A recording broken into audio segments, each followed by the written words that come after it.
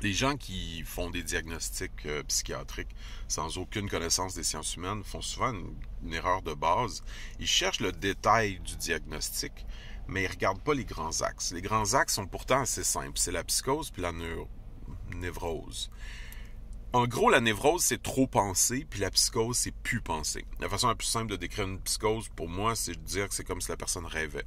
Tandis que la névrose, c'est plus comme si la personne suranalysait puis pensait tellement que sa tête, elle surchauffe.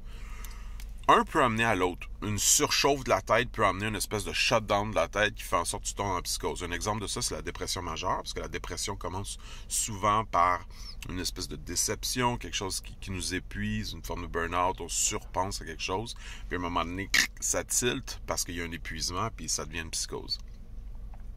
Il y a des maladies intéressantes comme des diagnostics intéressants comme borderline ou maniaco-dépressif. Borderline, on dit qu'il y a une oscillation entre la psychose et la névrose. En fait, c'est un diagnostic complexe parce qu'ils se côtoient trop bien l'un et l'autre.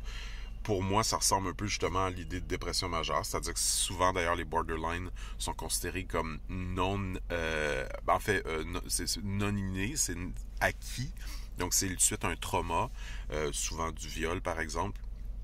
Donc là, la personne rentre dans une espèce de zone d'oscillation entre la surpensée et la psychose constante. De là, ce diagnostic. Le maniaco-dépressif, c'est un peu différent. Ce diagnostic qui est moins populaire maintenant.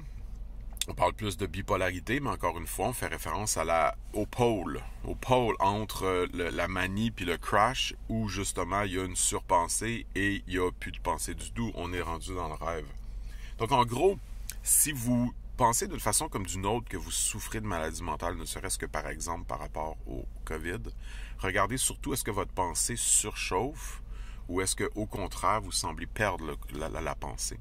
Et déjà regarder ces grands axes-là peut nous donner une idée un peu plus sérieuse du type de diagnostic à vérifier.